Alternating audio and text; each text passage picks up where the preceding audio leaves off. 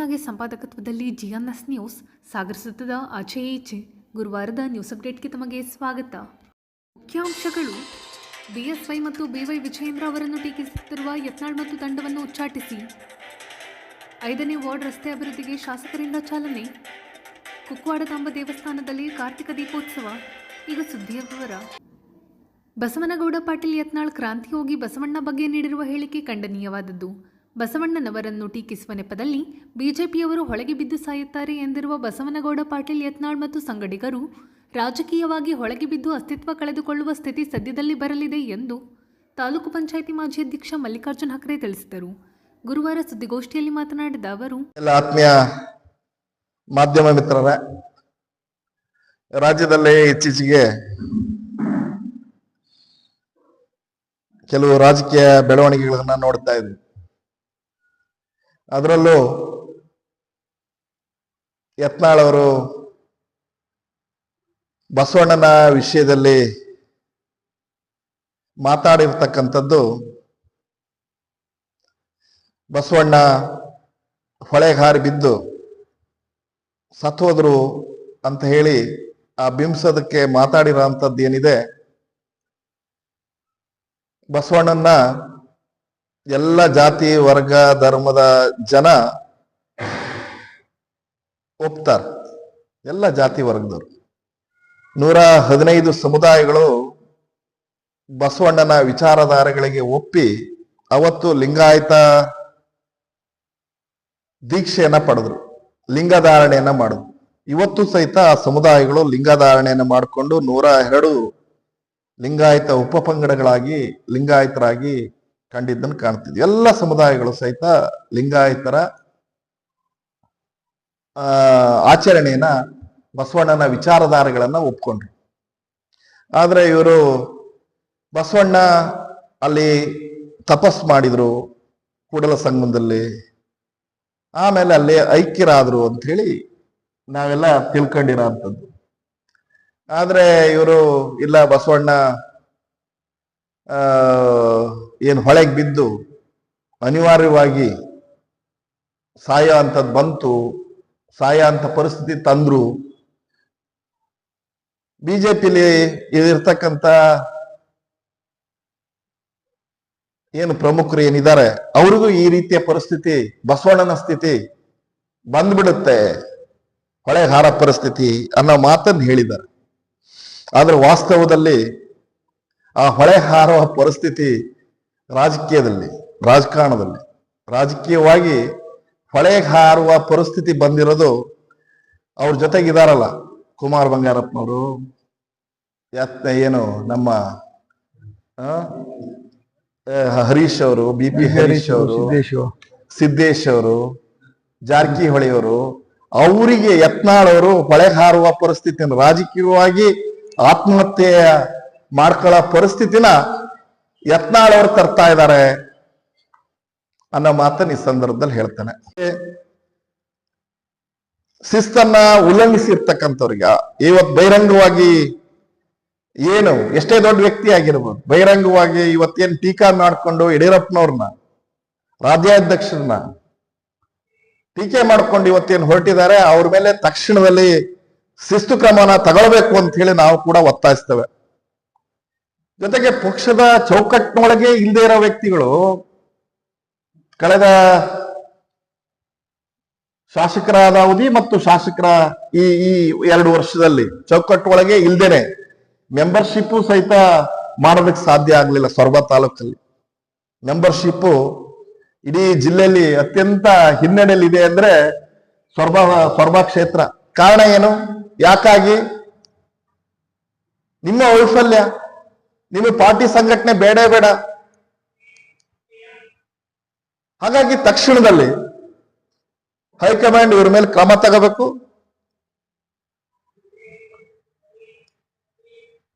ಜೊತೆಗೆ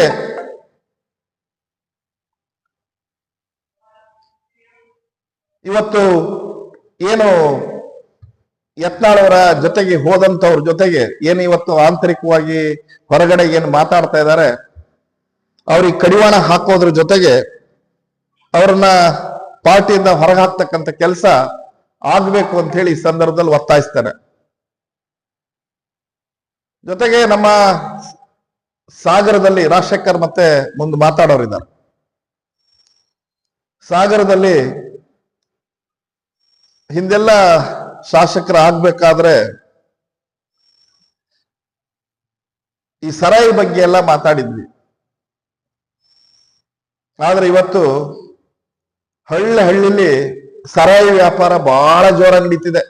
ಸರಾಯಿ ವ್ಯವಹಾರ ಶಾಸಕರ ಮುಂದಾಳತ್ವದಲ್ಲಿ, ಅವರ ಹಿಂಬಾಲಕರು ಅವರ ರಕ್ಷಣೆಯಲ್ಲಿ, ಶಾಸಕರ ರಕ್ಷಣೆಯಲ್ಲಿ ಬಹಳ ಜೋರು ವ್ಯವಹಾರ.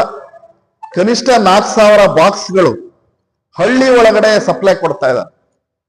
ಹಳ್ಳಿ ಒಳಗಡೆ ಸಪ್ಲೈಯನ್ನು ಕೊಡ್ತಾ ಇದ್ದಾರೆ. ಅಧಿಕಾರಿಗಳ ರಕ್ಷಣೆಯಲ್ಲಿ, ಅಬಕಾರಿ ಅಧಿಕಾರಿಗಳ ರಕ್ಷಣೆಯಲ್ಲಿ ಯಾವ ಭಯ ಭಕ್ತಿ ಇಲ್ದೇನೆ ಆಗ್ತಾ ಇದೆ.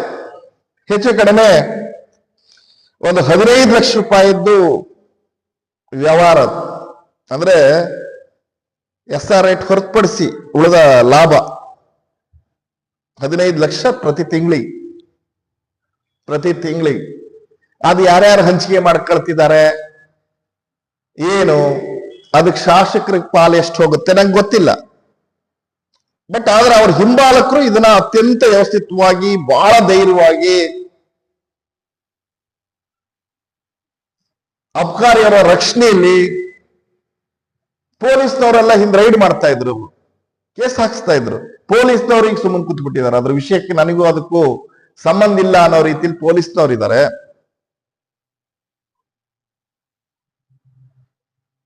ಅಬಕಾರಿ ಅಧಿಕಾರಿಗಳು ಪ್ರಚಾರಕರಾಗಿ ಏಜೆಂಟರ ತರ ವರ್ತನೆ ಮಾಡ್ತಿದ್ದಾರೆ. ಹಳ್ಳಿಯಲ್ಲಿ ವ್ಯಾಪಾರ ಮಾಡೋದಕ್ಕೆ, ಅಂಗಡಿ ತೆರೆಯೋದಕ್ಕೆ ವಕ್ತಾರರಾಗ್ಬಿಟ್ಟಿದ್ದಾರೆ. ಅವರೇ ಪ್ರಚಾರಕರು, ಮಾಡಿ ಮಾಡಿ ಮಾಡಿ ಮಾಡಿ ಅಂತ. ಇದನ್ನ ಹಿಂದೇನ್ ಮಾತು ಭಾಷಣ ಏನ್ ಮಾಡಿದ್ರಿ ಅದ್ರ ತದ್ವಿರುದ್ಧವಾಗಿ ಹೋಗ್ತಾ ಇದೆ. ಮರಳು ದಂಧೆ ಹೋಗ್ ಬಂದಿದ್ರಿ, ಧರ್ಮಸ್ಥಳ ತನಕ ಹೋಗಿ ಬಂದಿದ್ರಿ. ಇವತ್ತೇನಾಗಿದೆ? ಮರಳು ದಂಧೆ ವ್ಯವಹಾರ. ಒಂದೇ ಭಾಗದಲ್ಲಿ 10,000 ಲೋಡನ್ನ ಹಿಟಾಚಿ ಒಳಗೆ ಲೋಡ್ ಮಾಡಿ ತುಂಬಿ ಒಂದು ಲೋಡಿಗೆ 6,000 ರೂಪಾಯಿಗೆ ತುಂಬಿ ಕಳಿಸಿದ್ರಲ್ಲ. ಯಾರ ತುಂಬಿ ಕಳಿಸ್ತವ್ರು ಯಾರು? ತುಂಬಿ ಕಳಿಸ್ತವ್ರು ಯಾರು? ಅಧಿಕಾರಿಗಳು ಯಾಕೆ ಎಲ್ಲರೂ ಬಾಯಿ ಮುಚ್ಕೊಂಡು ಕೂತಿದ್ರು?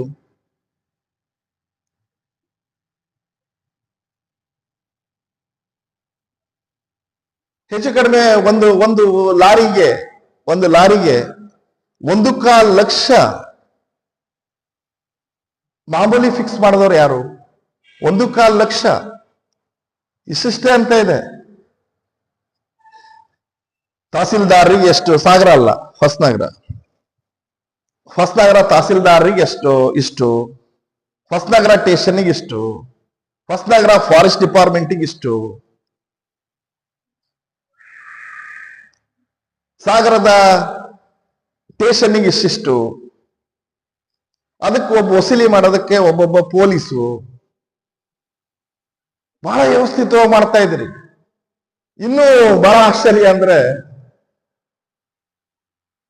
ಸಾಗರದ ನಗರದ ವ್ಯಾಪ್ತಿಯಲ್ಲಿರೋಂಥ 300 ಅಡಿ 350 ಅಡಿ ಗಾಡಿಗಳಿದಾವಲ್ಲ, ಅವರೆಲ್ಲ 8-10 ಗಾಡಿಗಳನ್ನು ಒಬ್ಬೊಬ್ರು ಮುಖಂಡರಿಗೆ ಕೊಟ್ಬಿಟ್ಟಿದ್ದಾರೆ.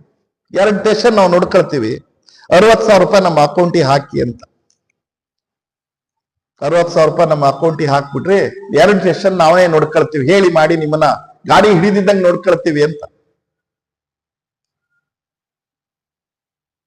ಈ ತರದ್ದು ಪ್ರಕರಣ ಅವ್ರ ಗಮನಕ್ಕೂ ಬಂದಿದೆ. ಕಾಂಗ್ರೆಸ್ನಲ್ಲೇ ಇದ್ದಾಗ ಕೋರ್ ಕಮಿಟಿ ಹೊಸನಗರದ ಮೀಟಿಂಗ್ ಆದಾಗ ನೇರವಾಗಿ ಮಾತಾಡಿದ್ದೀನಿ, ನೇರವಾಗಿ ಹೇಳಿದ್ದೀನಿ. ಕಾಗೋಡು ತಿಮ್ಮಪ್ಪನವರು ಇದ್ರು, ಪ್ರಮುಖರು ಇದ್ರು, ಈ ಮಾತನ್ನ ಹೇಳಿದ್ದೀನಿ. ನಾವು ಯಾವುದನ್ನ ಹೇಳ್ಕೊಂಡು ಅಧಿಕಾರಕ್ಕೆ ಬಂದಿದ್ದೀವೋ ಅದು ನಾವು ಅಧಿಕಾರಕ್ಕೆ ಬಂದ ಮೇಲೆ ಆಗ್ತಾ ಇಲ್ಲ, ಇನ್ನು ಹೆಚ್ಚಾಗ್ಬಿಟ್ಟಿದೆ ಅಂತ ಜನ ಮಾತಾಡ್ಕೊಳ್ತಿದ್ದಾರೆ. ನಾವು ಮಾತಾಡೋ ಪರಿಸ್ಥಿತಿ ಬರಬಾರ್ದು, ಕಾರ್ಯಕರ್ತ ಮುಖಂಡ ಹಾದಿ ಬೀದಿಲಿ ಮಾತಾಡೋ ಪರಿಸ್ಥಿತಿ ಬರಬಾರ್ದು. ನಾವು ಯಾವುದ್ರ ವಿಷಯದ ಮೇಲೆ ಚುನಾವಣೆ ಮಾಡಿದ್ವಿ ಅದನ್ನ ಭ್ರಷ್ಟಾಚಾರ ಮುಕ್ತ, ಪಾರದರ್ಶಕ, ಪ್ರಾಮಾಣಿಕ ಆಡಳಿತ ಕೊಡ್ತೀವಿ ಅಂತಿದ್ವಿ. ಅದು ವಿರುದ್ಧವಾದ ದಿಕ್ಕಿನಲ್ಲಿ ಹೋಗ್ತಿದೆ, ತದ್ವಿರುದ್ಧ, ಹಿಂದಿನಕ್ಕಿಂತ ಡಬಲ್ ಆಗ್ಬಿಟ್ಟಿದೆ. ಅನ್ನೋ ಮಾತನ್ನ ಹೊಸನಗರದ ಕೋರ್ ಕಮಿಟಿಲಿ ಹೇಳಿದ್ದೆ. ಹೇಳಿದಕ್ಕೆ ಸಾಗರದ ಕೋರ್ ಕಮಿಟಿಯಿಂದ ನಾನು ತೆಗೆದಾಕ್ಬಿಟ್ಟಿದ್ದೆ. ನಾನು ಈ ಮಾತನ್ನ ಕೋರ್ ಕಮಿಟಿ ಇರೋದೇ ಮಾತಾಡೋದಕ್ಕೆ, ಆಂತರಿಕವಾಗಿ ಮಾತಾಡೋದಕ್ಕೆ, ತಪ್ಪು ಸರಿಗಳನ್ನ ಮಾತಾಡೋದಕ್ಕೆ. ಅಲ್ಲಿ ಮಾತಾಡದೆ ಅಂತ ಹೇಳಿ ಸಾಗರದ ಕೋರ್ ಕಮಿಟಿಯಿಂದ ನಾನು ತೆಗೆದಾಡ್ಬಿಟ್ರು ಏಕಾಏಕಿ.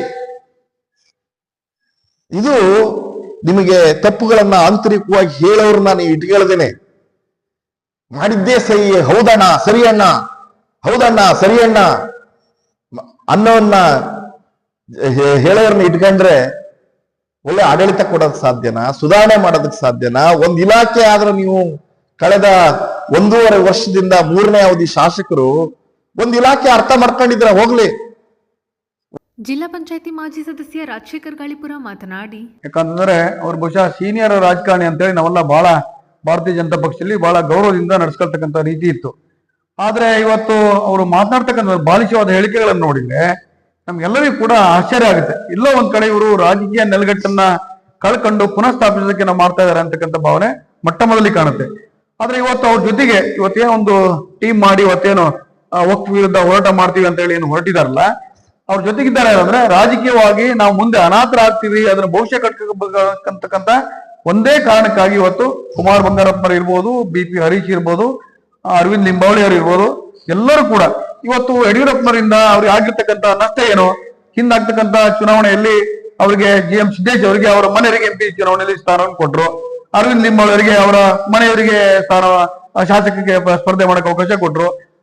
ರಮೇಶ್ ಜಾರಕಿಹೊಳಿ ಎಲ್ಲರಿಗೂ ಕೂಡ ಅವರು ಏನೇ ಬೇರೆ ಬೇರೆ ತರದ ಹಗರಣಗಳು ಇದ್ರೂ ಸಹ ಅವ್ರನ್ನ ಯಡಿಯೂರಪ್ಪನವರು ಗೌರವದಿಂದ ನಡೆಸ್ಕೊಂಡು ಅವ್ರಿಗೆ ಇವತ್ತು ಎಲ್ಲ ಜವಾಬ್ದಾರಿಗಳನ್ನ ಕೊಟ್ಟರು ಕೂಡ ಇವತ್ತು ನಮ್ಮ ರಾಜ್ಯಾಧ್ಯಕ್ಷ ಆಗಿರ್ತಕ್ಕಂಥ BY ವಿಜಯೇಂದ್ರ ಅವ್ರನ್ನ ಕಡೆಗಣಿಸ್ಬೇಕು ಅಂತಕ್ಕಂಥ ಮನಸ್ಥಿತಿ ಇದೆಯಲ್ಲ, ಇವರು ಇವತ್ತು ಒಬ್ಬ ಯುವಕ, ಇವತ್ತು ಯಡಿಯೂರಪ್ಪನ ಮಗ ಅನ್ನೋದಕ್ಕಿಂತನೂ ಇವತ್ತು ಅವರು ಮೊದಲೇ ಇವತ್ತು ರಾಜ್ಯದ ಉಪಾಧ್ಯಕ್ಷರಾಗಿ ಕೆಲಸ ಮಾಡಿರ್ತಕ್ಕಂಥ ಅನುಭವ ಕೂಡ ವಿಜಯೇಂದ್ರ ಅವರಿಗಿದೆ.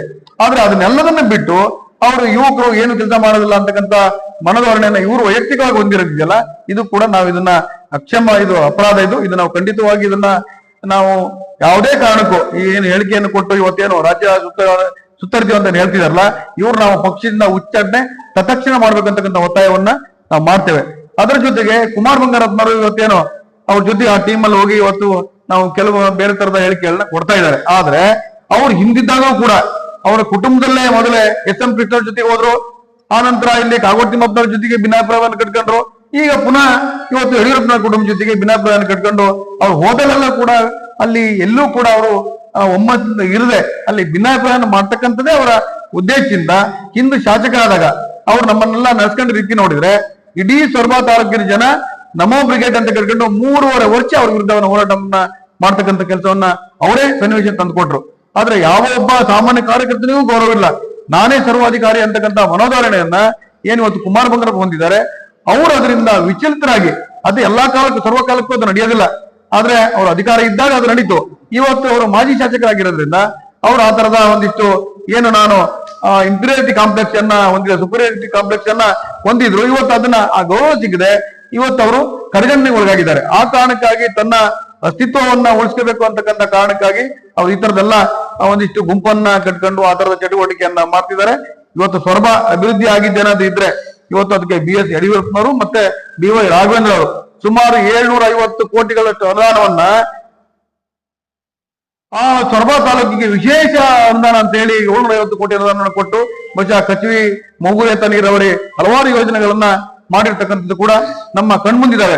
ಇವರು ಶಾಸಕರು ಒಂದೇ ಒಂದು ಅಭಿವೃದ್ಧಿಗಾಗಿ ಮುಖ್ಯಮಂತ್ರಿಗಳ ಹತ್ರ ಒಂದು ಲೆಟರ್ ಕೊಟ್ಟಿದ್ದಿರ್ಲಿಲ್ಲ, ಆದ್ರೆ MP ಅವರೇ ಇವರ ಲೆಟರ್ ನ ತೆಗೆದುಕೊಂಡು ಹೋಗಿ ಇವರಿಗೂ ಕೂಡ ಹೆಸರು ಬರಲಿ ಅಂತಕ್ಕಂಥ ಕಾರಣದಿಂದ ಇವ್ರನ್ನ ಎಬ್ಸ್ಕೊಂಡು ಹೋಗಿ ಅಭಿವೃದ್ಧಿ ಕೆಲಸವನ್ನ ಮಾಡಿ ಇವತ್ತು ಅದಕ್ಕೂ ಕೂಡ ಗೌರವವನ್ನ ಕೊಡದೆ ಇವತ್ತು ಕುಮಾರ್ ಬಂಗಾರಪ್ಪನವರು ಹೇಳಿಕೆ ಕೊಡ್ತಾ ಇದಾರಲ್ಲ, ಇದನ್ನ ಯಾರು ಕೂಡ ನಾವು ಸೊರಬ ತಾಲೂಕಾಗ್ಲಿ ಇವತ್ತು ಶಿವಮೊಗ್ಗ ಜಿಲ್ಲೆ ಆಗ್ಲಿ ಇದನ್ನ ಒಪ್ಕೊಳ್ತಕ್ಕಂಥ ಪ್ರಶ್ನೆ ಇಲ್ಲ. ಮುಂದೆ ಬರ್ತಕ್ಕಂಥ ದಿನಗಳಲ್ಲಿ ಮುಂದೇನು ಚುನಾವಣೆಗಳು ಬರ್ತಾರೆ, ಆ ಸಂದರ್ಭದಲ್ಲಿ ಇವರಿಗೆ ಖಂಡಿತವಾಗಿ ಇವ್ರಿಗೆ ತಕ್ಕ ಪಾಠವನ್ನ ಕಲಿಸ್ತಾರೆ ಅನ್ನೋದಕ್ಕೆ ಯಾವುದೇ ಅನುಮಾನ ಇಲ್ಲ. ಹಾಗಾಗಿ ಅವ್ರನ್ನ ತತ್ಕ್ಷಣ ಭಾರತೀಯ ಜನತಾ ಪಕ್ಷ ಹೆಮ್ಮರವಾಗಿ ಇವತ್ತು ವಿಶ್ವದಲ್ಲೇ ದೊಡ್ಡ ಜನಸಂಖ್ಯೆ ಹೊಂದಿರತಕ್ಕಂಥ ಪಾರ್ಟಿ, ಮೆಂಬರ್ಶಿಪ್ ಹೊಂದಿರತಕ್ಕಂಥ ಪಾರ್ಟಿ. ಹಾಗಾಗಿ ಈ ತರದ ಪುಟಬಾಕಿ ರಾಜಕಾರಣ ಮಾಡ್ತಕ್ಕಂಥವ್ರಿಗೆ ಸೊಪ್ಪಾಗ್ತಕ್ಕಂಥ ಪ್ರಶ್ನೆ ಇಲ್ಲ. ಇವ್ರನ್ನ ನಿರ್ದಾಕ್ಷಿಣ್ಯವಾಗಿ ಇವತ್ತು ರಾಧಾಮೋಹನ್ ದಾಸ್ 7ನೇ ತಾರೀಕು ಬರ್ತಾರೆ, ಅದು ಚರ್ಚೆ ಆಗ್ತಕ್ಕಂಥ ಮಾಹಿತಿ ಇದೆ. ಖಂಡಿತವಾಗಿ ಅದರ ಬಗ್ಗೆ ಕ್ರಮ ತೆಗೆದುಕೊಳ್ತಾರೆ ಅಂತಕ್ಕಂಥ ವಿಶ್ವಾಸ ನಮ್ಗಿರೋದ್ರಿಂದ ಅವ್ರನ್ನ ತತ್ಕ್ಷಣ ಪಕ್ಷದಿಂದ ಉಚ್ಚಾಟನೆ ಮಾಡಿ ಅವ್ರಿಗೆ ಶಿಸ್ತು ಕ್ರಮ ಅಳವಡಿಸಬೇಕಂತಕ್ಕಂಥ ಆಗ್ರಹವನ್ನ ನಾವು ಮಾಡ್ತೀವಿ. ಗೋಷ್ಠಿಯಲ್ಲಿ ಗಣಪತಿ ಹೆನಗೆರೆ, ವಿಶ್ವನಾಥ್ ಕುಗ್ವೆ, ನಾಗರಾಜ್ ಮಜ್ಜಿಗೆರೆ, ನಿರ್ಮಲಮ್ಮ, ವಿರೂಪಾಕ್ಷಗೌಡ, ಅರುಣ್ ಹಕ್ರೆ ಇನ್ನಿತರರು ಹಾಜರಿದ್ದರು. ಸಾಗರ ನಗರ ವ್ಯಾಪ್ತಿಯ ಎಲ್ಲ ವಾರ್ಡ್ಗಳ ಅಭಿವೃದ್ಧಿಗೆ ಸಮಾನ ಆದ್ಯತೆ ನೀಡಲಾಗಿದೆ. ಅನುದಾನ ಹಂಚಿಕೆ ವಿಷಯದಲ್ಲಿ ಪಕ್ಷ ಪಾರ್ಟಿ ನೋಡದೆ ಸಮಾನ ಒತ್ತು ನೀಡಲಾಗುತ್ತದೆ ಎಂದು ಶಾಸಕ ಹಾಗೂ ಅರಣ್ಯ ಕೈಗಾರಿಕಾಭಿವೃದ್ಧಿ ನಿಗಮದ ಅಧ್ಯಕ್ಷ ಗೋಪಾಲಕೃಷ್ಣ ಬೇಳೂರು ತಿಳಿಸಿದರು. ಸಾಗರದ 5ನೇ ವಾರ್ಡ್ನಲ್ಲಿ ನಗರಸಭೆ ವತಿಯಿಂದ ಬುಧವಾರ ಬಿಡಿ ಕ್ವಾರ್ಟರ್ಸ್ ಮತ್ತು ಅಣಲೇಕೊಪ್ಪ ರಸ್ತೆಯ ಅಭಿವೃದ್ಧಿ ಕಾಮಗಾರಿಗೆ ಶಂಕುಸ್ಥಾಪನೆ ನೆರವೇರಿಸಿ ಅವರು ಮಾತನಾಡುತ್ತಿದ್ದರು. ಎಲ್ರಿಗೂ ನಮಸ್ಕಾರ. ಇವತ್ತಿನ ಒಂದು ಈ ರಸ್ತೆಯ ಶಂಕುಸ್ಥಾಪನೆಯ ಕಾರ್ಯಕ್ರಮದಲ್ಲಿ ಈ ಭಾಗದ ನಗರಸಭಾ ಸದಸ್ಯರು ಆತ್ಮೀಯರಾದಂಥ ಶ್ರೀನಿವಾಸ ಮೇಸ್ತ್ರಿ ಅವರೇ, ನಮ್ಮ ಪಕ್ಷದ ಮತ್ತೊಬ್ಬರು ನಗರಸಭಾ ಸದಸ್ಯರಾದಂಥ ಲಲಿತಮ್ಮನವರೇ, ಜಾಕೀರ್ ಅವರೇ, ಮಂಡಗಳ ಗಣಪತಿ ಅವರೇ, ಮತ್ತು ನಮ್ಮ ನಾಗರತ್ನಮ್ಮನವರೇ ಮತ್ತು ನಮ್ಮ ಎದುರು ವಾರ್ಡಿನ ಸದಸ್ಯರ ಮಿತ್ರರಾದಂಥ ಅರವಿಂದ್ ರಾಯ್ಕರ್ ಅವರೇ, ನಮ್ಮ ಪಕ್ಷದ ಎಲ್ಲ ಹಿರಿಯ ಕಿರಿಯ ಮುಖಂಡಗಳಲ್ಲಿ ಬಂದಿರುವಂತಹ ಎಲ್ಲ ವಾರ್ಡಿನ ಸದಸ್ಯರು, ಎಲ್ಲ ಪ್ರಮುಖರೇ, ಇಲ್ಲಿ ಆಗ್ಬೇಕಾಗಿದೆ ಬಿಡಿ. ಇದು ತುಂಬಾ ನೋಡಿದಾಗ ಹಿಂದಿನ ಸರಿ ಬಂದಾಗ ಒಂಥರ ರಸ್ತೆ ಇಲ್ಲ, ಏರಿ ಇಲ್ಲ, ಪಾಪ ಇಕ್ಕಟ್ಟಿನ ಜಾಗದಲ್ಲಿತ್ತು. ಇದು ತುಂಬಾ ಚೆನ್ನಾಗಾಗ್ಬೇಕು ಈ ರಸ್ತೆ. ಮತ್ತು ಚರಂಡಿ ನೋಡಿ ಕೊಚ್ಚೆ ಹಾಗೆ ಇದೆ ಇಲ್ಲಿ ನಾಗಪ್ಪ, ಆ ಚರಂಡಿ ಕೊಚ್ಚೆ ಆಗಿದೆ, ಅದು ಕಂಟಿನ್ಯೂ ಮಾಡಕ್ಕೆ.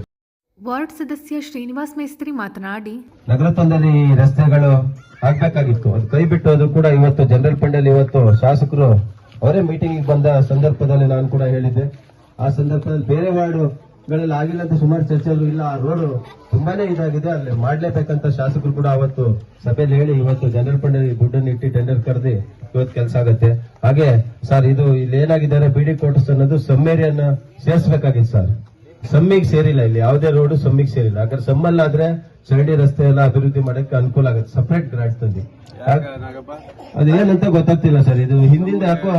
ಈ ಸಂದರ್ಭದಲ್ಲಿ ಪೌರಾಯುಕ್ತ ಎಚ್.ಕೆ. ನಾಗಪ್ಪ, ನಗರಸಭಾ ಸದಸ್ಯರಾದ ಗಣಪತಿ ಮಂಡಗಳಲ್ಲಿ ಲಲಿತಮ್ಮ, ಸೈಯದ್ ಜಾಕಿರ್, ಅರವಿಂದ್ ರಾಯ್ಕರ್, ರವಿಕುಮಾರ್ ಇನ್ನಿತರರು ಹಾಜರಿದ್ದರು.